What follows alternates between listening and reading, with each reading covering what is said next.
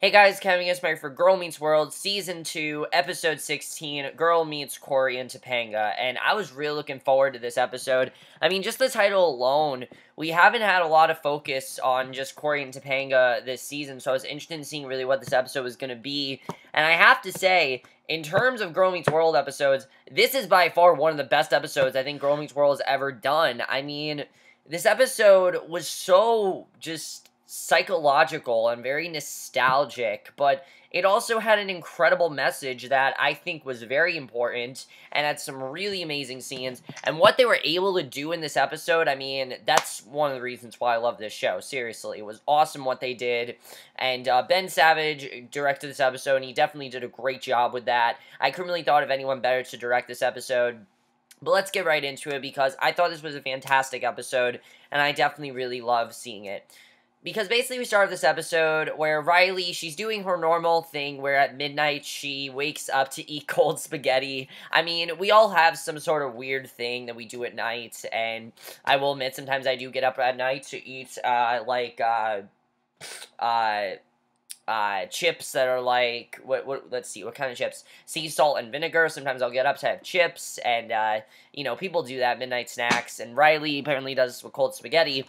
However, she sees that Cory and Topanga are also up, and they're not just up eating food like she is. They're actually making a difference in the world, because this area that they really care about, well, they want to turn into this restaurant, basically, and they're basically doing good. They're trying to do, you know, Topanga is trying to do good deeds for the town, and she's very well respected. And Riley sees how they're really just, they're seen as like heroes, and she really isn't, and she kind of feels bad because she has these great parents, and she doesn't feel like she lives up to the standards of them. And I think that definitely was very interesting, the way we saw that in this episode, because obviously she doesn't really know what to do here.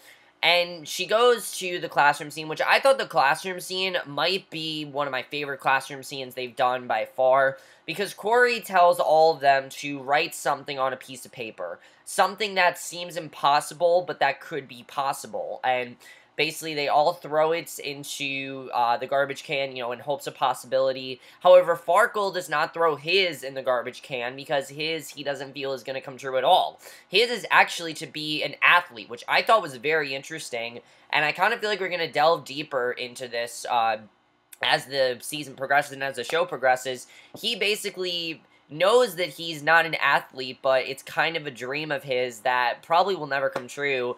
But Lucas says that he also wrote down that he wanted to help Farkle and that he wanted to help him out. So Cory decides to prove to Riley that this could happen, for Farkle to become an athlete and for Lucas to help him out. And you can see that Riley is very, very down at this point, because she doesn't really have anything really that she is, you know, thinks is impossible, that's not possible, and she's really upset about it, and Cory's trying to comfort her. It's really sad to watch, definitely. I definitely really loved seeing the basketball scenes, though, between, the basketball scenes, I believe it was basketball they were doing, between, actually, no, it was baseball, they were doing baseball, between, Farkle and Lucas. It was very funny. But it also was very cool to see Farkle kind of go out of his element to play baseball, and it's something that I kind of want to see them delve deeper on. You know, Boy Meets World always had a huge thing for baseball, especially in the first few seasons, so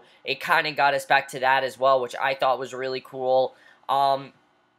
So Maya can see how down Riley is. She's trying to tell her that, you know, she is really great, and that she does have things in her life, and that, you know, she does represent something, but Riley just doesn't really see it. And she starts to go around different groups. She first goes to these nuns that the first thing I thought of was The Sound of Music. That's what I thought of when I saw the nuns.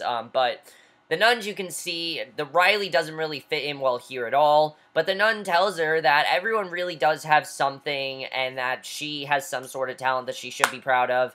But then she realizes that Topanga's her mother, and she obviously feels really bad for Riley, because she's not Topanga. She's just not Topanga, and the same thing happens with Cory when Riley goes to see this clown, And we realize that not only has Topanga done good things for this town, but she also does things for a church group, and she's kind of like a second mother to them.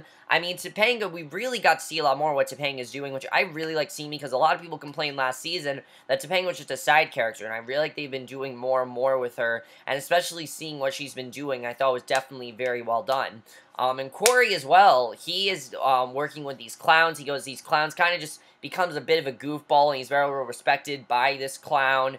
And he again says that he's sorry that Riley's father is Cory because she has to feel because she just doesn't live up to the standards of him. She's not doing what he's doing, and she's not really doing anything that impactful, and she's not really helping anyone. She feels really broken up about it, definitely. So she is in a very awkward position, which is understandable. I mean, especially if your parents are very successful, especially if your parents are someone like Cory and Topanga, who have been very successful, who have been through literally everything together since they were 2, and you really can't relate to that as well. I can understand why Riley's in this tough position, but I really love what Maya tried to do for her in this episode. Also, we got so much, there was so much, Lucaya in this episode, Lucas and Maya, and then there was also Maya and Farkle, because I thought it was really funny when Farkle tried to shoot the paper in the basket, but it ended up landing on Maya, and Maya almost attacked him, but Lucas kind of brought her back. You can definitely see that these two are getting a lot closer. Again, you can definitely see that, and I definitely feel they're setting up for Lucas and Maya. I don't think we're really going to touch upon that till we get to Girl Meets Texas, which is a 3-part episode in October, and I really feel... And it's also going to touch upon Lucas's hometown, so I really feel we're going to focus more on that then. But I like that we're definitely building up to that. However, obviously, the thing I was most happy about this episode were the flashbacks, and we're going to get into that. Maya and Riley go home, and Maya's telling Riley that her parents were flawed. They're not perfect. Nobody's perfect. You know, they probably went through the same things that she did, and Riley talks to Maya about how she always has these memories of her parents, and they've told her so many stories that she should tell her one, and maybe they could recreate it and think of them as when they were teenagers, you know, put themselves in their situation, and that's exactly what we do. But not only did they do this, we actually got to see them go into the scene from Season 1, and this was so cool the way they handled it. It was so cool to see these scenes from Season 1 of Boy Meets World, when Cory and Topanga were just kids like Riley and Maya and Lucas and Farkle were. But what's cooler was the way they integrated Riley and Maya into these scenes. I mean, obviously with the technology we have today, that's something they could do, and I thought they did a very good job with that. Because basically, Riley sees through the first scene at least, she still sees them as perfect. She doesn't really see anything different. You know, Topanga's still pretty much very well put together, and Cory's just kind of a goofball having a good time. That really is what he is, and she doesn't really see them. But again, this is just a small scene. She doesn't really see how they were. She doesn't see that they were flawed, and anyone that watched Boy Meets World Season 1 knows that they were extremely flawed. You know, Cory was very immature. He didn't care about his schoolwork. He didn't understand his love for Topanga. Topanga was very much an outcast, very much trying to find herself, and that's something I thought they touched upon really well. So that really doesn't end up going well for Riley. She then sees a presentation from Lucas and Farkle, and Farkle talks about how, no, he's not the greatest at what he does, but he had a lot of fun, and he realized that you don't have to be a great athlete to enjoy the sport, and I can attest to that. I'm horrible when it comes to those kind of things. I'm horrible, honestly. I'm horrible, and I don't even understand certain things about football and basketball and baseball. Like, if you were to explain to me something, I'd be like, hey, what? That's not me. I'm not into that. That's just not how I am. So, I can agree with Farkle that you can still have a good time. You can have a good time, you know, watching a game or playing the game, because he really liked running the bases. That's what he liked doing, and I thought that was a lot of fun to see, and I really like seeing that Farkle got something out of this. But Riley is still feeling very down, because she still sees her parents as these heroes, and it just doesn't seem to be working out as well as she would have wanted it to. So they decide to have one last flashback, and it's a really great scene. It's the classic scene of Cory and Topanga when he worked in that project with Topanga, and she had that ridiculous donut in the sky poem.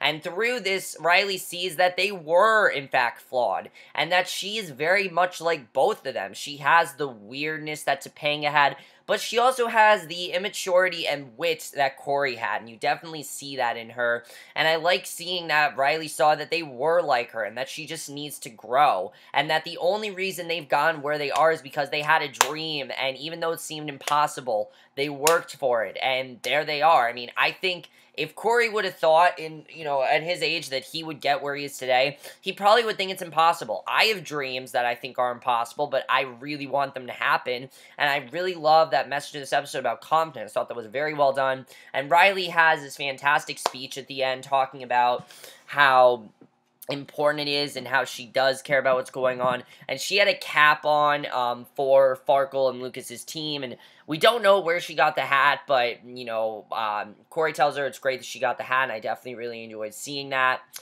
But the way they put Riley and Maya into those flashbacks, like I said, were definitely very cool. It was cool to see their opinions, and definitely, especially, us seeing them, watching their parents grow, watching her parents grow beyond her very eyes, was very fascinating, and definitely something that I think anyone can attest to. I mean, we all have those memories that our parents tell us.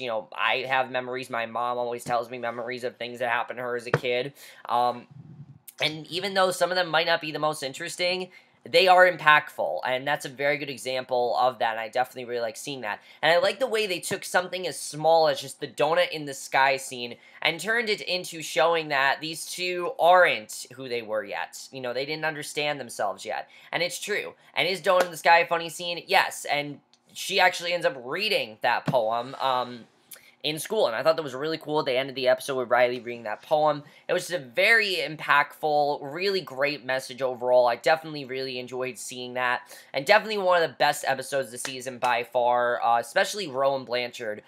Probably one of her best performances on the show. Like I said, season 2, I think she's really established herself as a character. They're really giving her very good stuff to do. And I really like seeing Riley be a bit crazy in this episode. She has, a mental breakdown in the beginning of this episode because she doesn't really know, if she, what she is and where her place is, and Riley is a person that, no, I don't think she has her future established yet. I don't think she knows what she wants to do. That's not important.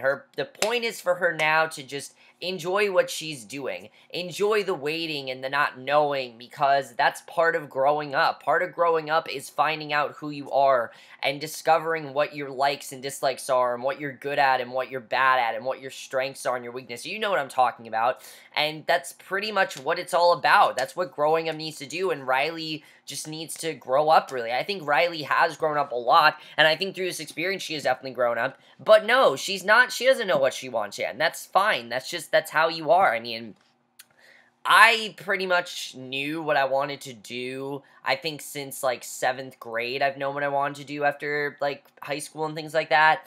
But I was never as passionate, I think, till high school, really. That's when, as you mature, as you get older, you start to see why things are a lot more important. Things that didn't seem as important to you suddenly are, and that's something I think the episode did very well. And again, there's certain things that Riley just doesn't understand yet because she's young. She doesn't understand that yet, and she's going to understand it. They did a very good job with that, and I definitely really enjoyed seeing that. Also, the scene where they recreated the famous high five between Cory and Topanga, and then they did it with Maya and Farkle, was priceless. I thought that was very funny. I definitely like seeing that. I would have wanted to see Smackle in this episode because I really like what they did with her in the last episode. We didn't see her, but I didn't feel she was needed in this episode, so it wasn't a complaint for me. Next week's episode, I'm not really looking forward to, mainly because the subject they're touching upon in the next episode, we've already touched upon. We've already touched upon a subject of being yourself. That's what Girl Meets Flaws was all about. So the next episode, really not looking forward to. It's just, my worry right now with episodes like this, and it hasn't happened yet, but I'm kind of worried that they're going to start doing repetitive storylines, and that storylines are going to feel very similar. I'm worried that that's going to happen. I don't think it's going to happen, but episode like Girl Meets Riley Town, where it basically is like Girl Meets Flaws, only it's Riley, not Farkle, I'm very worried that what's going to end up happening is that the show is just going to kind of start repeating things, and I hope that doesn't happen, but we'll have to see what happens with that. But let me know what you guys saw this episode. I thought this was by far one of the best episodes of the season. I really enjoyed it, and I will see you guys in my next video, which will be for I think it's going to be for another pilot of a show that premieres this week that I'll be watching early, and I will see you guys for that. Okay, bye.